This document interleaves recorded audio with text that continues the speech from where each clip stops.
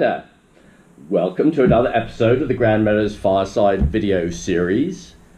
To grain or not to grain? That is the question. Whether 'tis nobler to... I'll stop with the Shakespearean soliloquy. But it's one of the things that I feel rather strongly about. Earlier on in this series, I said I would be talking about some fairly controversial things. And feeding grain, particularly in the large quantities that many people are, I believe, is the fundamental reason why we have so many problems with colic, so many problems with ulcers. Why is this?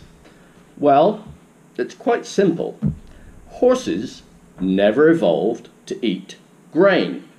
Now, the bagged feed companies have done a very good job in their marketing in recent years, talking about by feeding these vitamin and mineral enhanced grain products, you are supplying your horse with the missing nutrients from forage, which in many cases is true because of farming, etc., denuding the soil of minerals, etc. So that part of the story is correct.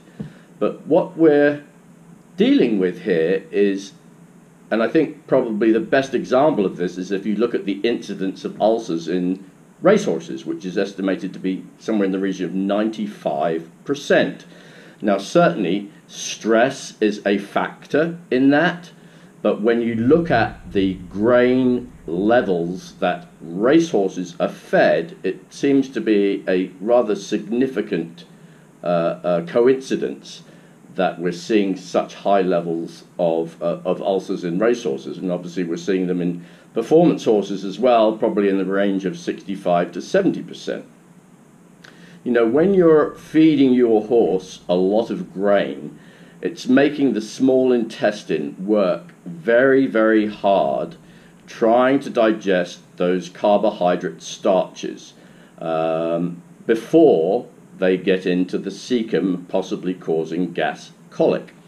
I happily am finding more and more horse trainers that I talk to have been reducing or eliminating grain in their horses' diets with no negative effects. Now, you can't take the calories out of the diet.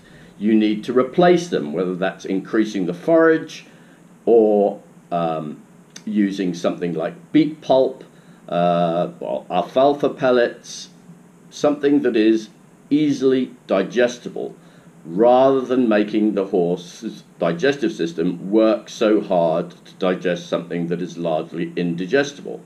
And as far as those missing nutrients, I think it's a much better idea and more practical and easier on the digestive system to use a supplement to replace those missing nutrients.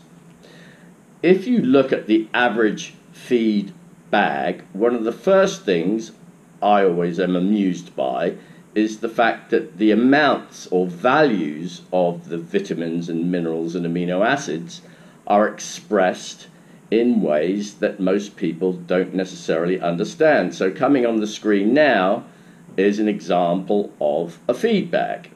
And you can see, as I grab this as a reference point, for example, 20 ppm of copper. What does that mean? Is that the same as milligrams? No, it's actually an expression of percentage. What does 0.2% methionine mean? Again, that is a percentage figure, but it doesn't translate in your mind necessarily to, well, is that the correct amount that I should be feeding? We need to be able to figure out how to convert those ppm and percentage figures into milligrams per pound, so it's something that we can actually understand and relate to, perhaps after a hay analysis as well. What are we actually feeding our horse in terms of these trace minerals, fat-soluble vitamins, etc. So on the screen now, you're going to see basically the way you do this conversion. So this is going to be great. You're going to be able to impress your friends. 9 times out of 10, you're going to be able to impress your feed dealer because they probably don't know how to do this either. but it's really quite a simple calculation. So if you're taking parts per million and you want to convert that to milligrams per pound, you're going to multiply it by 0.4536, and I give an example there. If you're trying to convert percentage to milligrams per pound, you're going to take the percentage number, multiply it by 4,536, and that's going to equal the milligrams per pound again. And again, an example. Now, obviously, once you've got that milligram per pound figure, then you can multiply it by the amount of that grain product you're feeding every day. Now, another expression of value, which I also think is perhaps misunderstood, is international units. This is the way that fat-soluble vitamins, primarily A, D, and E, are displayed on labels. And I think, again, it's a case where I think a lot of people are thinking, oh, is that kind of the same as milligrams? Well, no, it's not. International units is a measure of the potency of an ingredient. So, again, we have a conversion table here where you take the number of international units, divide it by 40, and that's going to give you the volume in micrograms. So there's 1,000 micrograms in a milligram.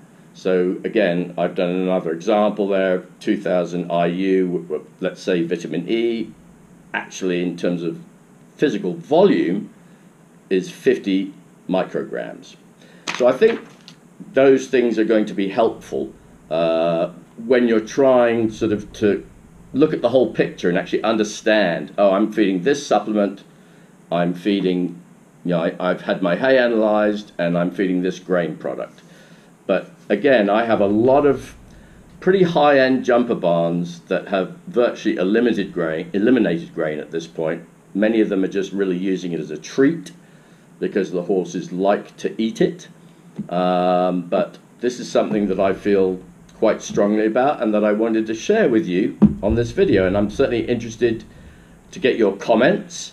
We'll continue these discussions and these videos next time, but I thank you for watching and look forward to another episode telling you something new.